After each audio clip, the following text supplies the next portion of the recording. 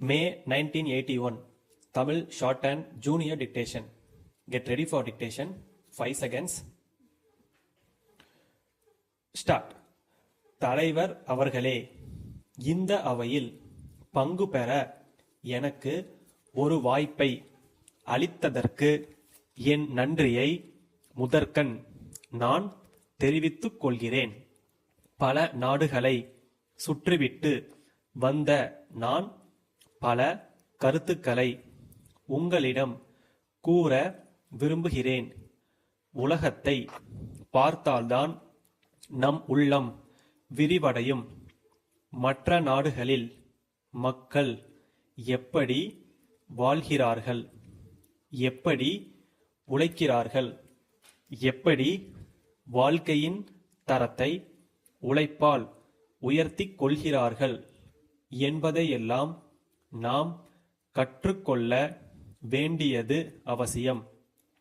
என் வீட்டில் நான் மன்னன் என்று சொல்லிக் கொண்டு பொழுதை போக்குவது சரியல்ல. இன்று நமது நாடு எந்த நிலையில் இருக்கிறது என்று ஒவ்வொருவரும் புரிந்து கொண்டு செயல்பட்டால்தான் நம் நாடு முன்னேற முடியும். சில அயல் நாடுகளில் உழைப்பவருக்கு கூலி அதிகமென்று நீங்கள் கேட்டிருப்பீர்கள். ஏன் நமது நாட்டில் அப்படி இல்லை என்ற கேள்வி எழலாம். இதற்கு விடை அளிக்கிறேன். வசதி படைத்த நாடுகளில் மக்களின் வாழ்க்கை தரம் உயர்ந்துள்ளது. உற்பத்தியை பெருக்கி நாட்டின் செல்வத்தை பல ஆண்டுகளாக வளர்த்துள்ளார்கள். இதனால் அவர்கள் அதிக ஊதியத்தை பெறுகிறார்கள். ஊதியம் அதிகரித்தால் வாழ்க்கை தரம் நேர்த்தியாகிறது.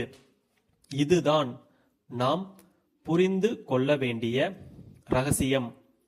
ஒரு ஆண்டில் நம் நாட்டில் எவ்வளவு விடுமுறை நாட்கள், வேலை செய்யும் நாட்கள் குறைந்தால் எப்படி உற்பத்தி பெருகும்?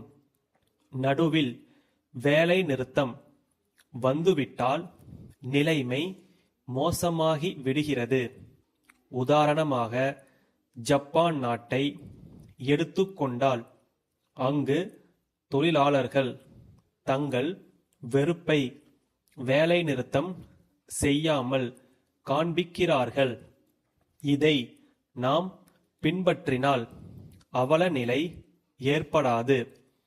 தொழிலாளர் இயக்கத்திற்கு நான் விரோதி இல்லை.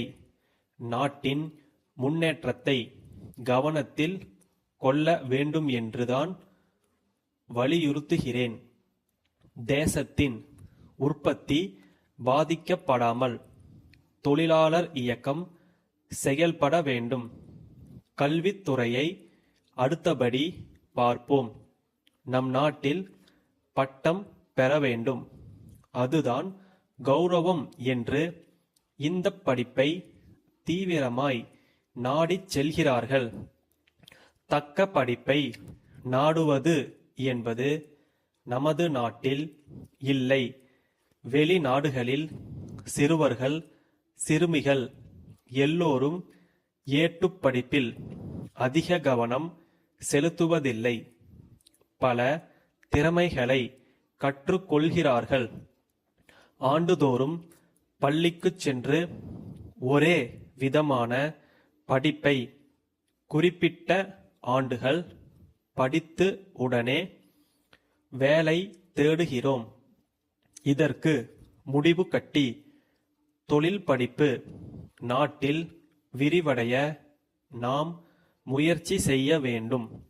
சேலம் வடக்கு தெருவில் உள்ள அறிவழகன் சகோதரர்கள் சென்னையில் உள்ள தமிழ்நாடு சுற்றுலா கழக செயலருக்கு எழுதிய கடிதம்.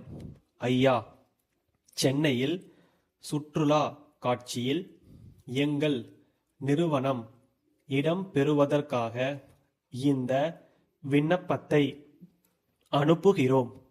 ஆண்டொன்றுக்கு சுமார் 1,00,00,000 ரூபாய் அளவிற்கு மர பொம்மைகள் செய்து உள்நாட்டிலும் வெளிநாடுகளிலும் விற்று வருகிறோம்.